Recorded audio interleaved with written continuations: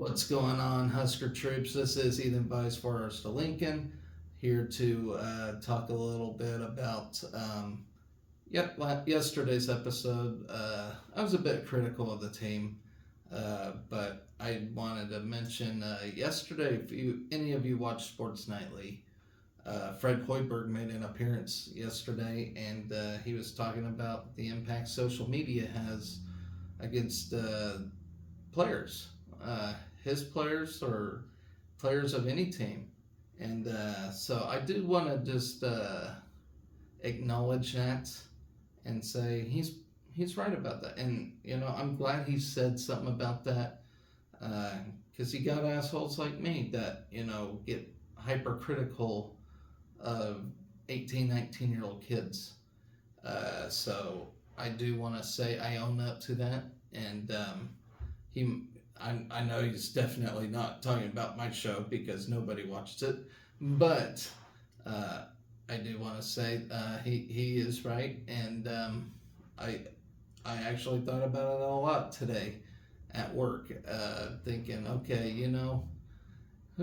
what if some asshole was going on social media talking about me doing my job wrong all the time, talking about everything I do wrong. I can see it getting to you. So, the one thing I think these kids do crave and desire is a pat on the back every now and then, So, but that Maryland loss, I was pretty critical about it, but I think I've come to an understanding, and it is hard to travel far and, every day deliver a perfect day, None of us have perfect days in our jobs and our normal routine, so these kids certainly do not as well. So, and whenever I do go on social media, nothing's ever right, nothing's ever perfect, Everybody's an expert. I'm certainly not an expert, so I'll own up to that, and that was a frustrating loss, and I can see the frustration in Fred Hoiberg's face as he was talking about it, And I'm not just saying social media, that just the surrounding negativity, that they probably do hear about it in person too, and it gets old, and that can affect a young person's morale,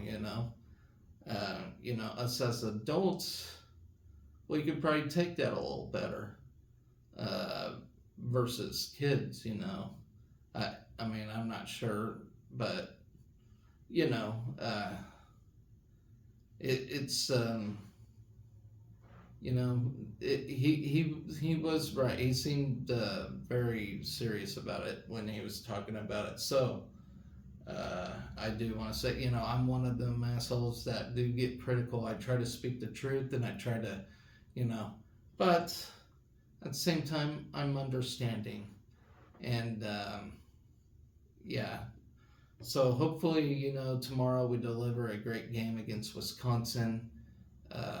Shut the naysayers up, shut people like me up, and get a win. That would be a nice big win for us. So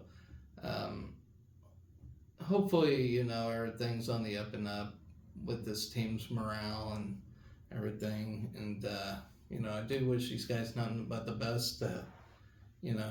It's just when I'm looking at it, we got a pretty good season going on right now. We can still salvage this season and earn a good bid for the NCAAs. And actually, I was wrong. The game is on Thursday. Women play on tomorrow. So I will talk about the women's game. But I will not preview the men's game till tomorrow. But from there, I did want to get that off my chest. If you decide to say something on social media or whatever, or you do a show like me or whatever, just kind of think about, how many times the players and coaches are. Fred got on there and he already said, "Look, I know we have a problem losing on the road. I get it. No duh. I mean, he knows where our problems lie, and he's trying to fix it. And I really do think he's trying to fix it. He's really sincere about it. So, you know, it is what it is. And to be fair, nobody can win on the road in the Big Ten. It's just been difficult for everybody to do so. So, as I said, Thursday night, let's get that win against Wisconsin. That team does have plenty of time to rest and maybe get pissed off about that loss to where we perform very well on Thursday. And then bounce back on Sunday as they take on Illinois. So that's going to be it's going to be a very tough week for us. Understandably so. It's very rough. But the good news is we get the home crowd on Thursday. We have a chance to avenge our loss against Wisconsin, and that would make us all forget the Maryland loss. So, as I said, guys, just kind of be careful out there what you say. Fred and the team does see what you guys say and put, and if it's you doing your job, do you really like having 5,000 people telling you how you're doing it wrong, that kind of thing. It's not a matter of being soft. I hate it when I have two bosses telling me what I'm doing wrong. So just keep that in mind. So anyway, I'm going to talk about the ladies taking on Purdue tomorrow. Big game for them. It's a first game out of a Big Ten homestand. It's an important 2-game homestand. And the first one does involve Purdue. We're coming off a 92-73 road loss to Iowa. As I said, understandably so. That's a tough team, and we played at their place. At men and women, it's hard to buy a win on the road. It's just difficult. So yes, we took a 92-73 loss to Iowa at number 5 Iowa, by the way. Jess Shelley led the Huskers with 19 points and 5 assists, while Alexis Markowski produced her 13th double-double of the year with 15 points and a game-high of 11 rebounds. Caitlin Clark, I hate hearing that name. She led Iowa with 38. She hit 7 and 9 3-pointers to close her game after Nebraska took a 31-27 lead with 1:54 left in the first half. And here's something I'm kind of curious about. You think we can beat Iowa at home? That would be nice. Anyways, Alexis Markowski owns a Big Ten best 13 double-doubles, including 7 in league play. The 6'3" center from Lincoln ranks 4th on Nebraska's career list with 34, just 2 behind 1993 Wade Trophy winner Karen Jennings. Markowski leads the Big Ten with 10.5 rebounds per game, including 12 in league action. She also ranks 6th in scoring. A 2-time Lisa Leslie Award candidate, Markowski has scored in double figures in all 20 games this season. So she's been very impressive. Let's talk about Purdue real quick. Third-year head coach Katie Geralds led Purdue to NCAA Final Four last season, finishing with a 19-11 overall record that included 9-8 Big Ten mark. This season, Purdue worked its way to a 6-3 start, but has gone just 3-8 since, with 6 consecutive Big Ten losses since a 77-76 win over Rutgers and West Lafayette.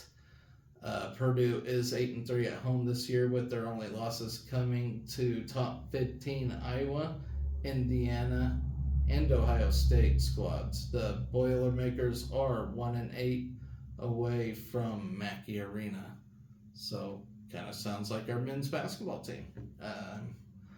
Fifth year guard Abby Ellis, who was a Cal Poly transfer prior to 2021-22, leads an experienced Purdue back out with 13.8 points and 3.4 rebounds. The 5'6" Australian ranks second among the Boilermakers with a 66 2-point field goal and leads the team with 55 free throws. Fifth year point guard Janae Terry, who started her career at Illinois, has joined Ellis and senior guard Madison Layden in Purdue's starting backcourt for all 20 games. The 5'11" Terry averages 5.7 points and team bests of 7.1 rebounds and 5.8 assists, while leading the team in steals with 31. Layden, and a 6'1" guard, has added 10.3 points and leads Purdue in three-point shooting at 47.8%. Caitlin Harper, a graduate transfer from Cal Baptist in her second season on the court at Purdue, has started all 20 games, averaging 10.8 points and 4.1 rebounds. The 6'2" forward is shooting a team best 54.1% from the field, including 30.6% from three-point range, while hitting 67.5% of her free throws. Purdue also features two of the Big Ten's top freshmen and starter Mary Ashley Stevenson and key reserve Rashunda Jones. Stevenson, a 6'2" forward, is averaging 9.4 points and 5.4 rebounds. Jones, a 5'8" guard, has added 9.7 points and 2.5 rebounds while playing more minutes than any other Boiler reserve. A third freshman, Sophie Swanson, has contributed 5.7 points with consistent three-point shooting over 13 games. Swanson, who spent the early part of the season completing her recovery from an ACL injury, is averaging nearly 10 minutes per game. Junior Jayla Smith runs a significant contributor from a year ago, but her production has slipped to 3.7 points per game and 1.6 RPG and about 5 fewer minutes per game.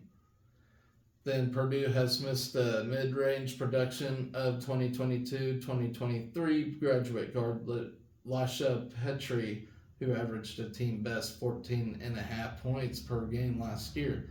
She led the Boilers with the 111 two-point baskets last season and also ranked second on the team with 77 made free throws. As a team, Purdue is averaging 68.7 points while allowing 68.9 points per game. The Boilermakers have hit just 42.2% of their shots from the field, but have hit a strong 34.1% of their threes. They are also solid 77.6% at the free throw line. Defensively, Purdue opponents are hitting 42.6% from the field, including a sizzling 35.5% from three and 77.5% at the free throw line. Purdue is basically even with the opposition on the boards and in the turnover department. So, solid team despite being 3-8 here lately. They're still gonna give us our best shot. So, just because we're playing at home doesn't mean we ain't gonna struggle against them. So, Purdue, ladies and gentlemen, hopefully we get the win tomorrow. Hopefully the men get a win against Wisconsin on Thursday. That would be great. And speaking of which, I do got some info on Wisconsin. I'll talk about that. And then I'll leave you guys with that. So, about Wisconsin here, they are under ninth-year head coach Greg Gard. Wisconsin comes into Thursday's game with a 16-4 record and in first place in the Big Ten with an 8-1 mark. And yes, they are deservingly so. This team is good. The Badgers have lost just twice since November 17th and have won 3 straight following an 81-66 win over Michigan State last Friday night. The Badgers returned all 5 starters and 13 letter winners from a team that went 9-11 in Big Ten play but reached the NIT semifinals. This year, however, Wisconsin featured the same lineup for all 20 games. St. John's transfer A.J. Storr leads the Badgers in scoring at 15.9 points per game, while Stephen Crowell and Tyler Wall give the Badgers an experienced front court. Junior guard Chucky Hepburn chips in 7.5 points per game and leads the Badgers in both assists and steals. And as y'all remember, we went to Wisconsin earlier this year and just got the snot beat out of us. But that has been the story for every single Big Ten road game this year. They're coming to Lincoln now, and I said before when we played them on the road, I said we will beat them at home, and I stand by that. That this team is too good. We're better than Wisconsin, I do believe. I really do believe that from the bottom of my heart. I really do believe that.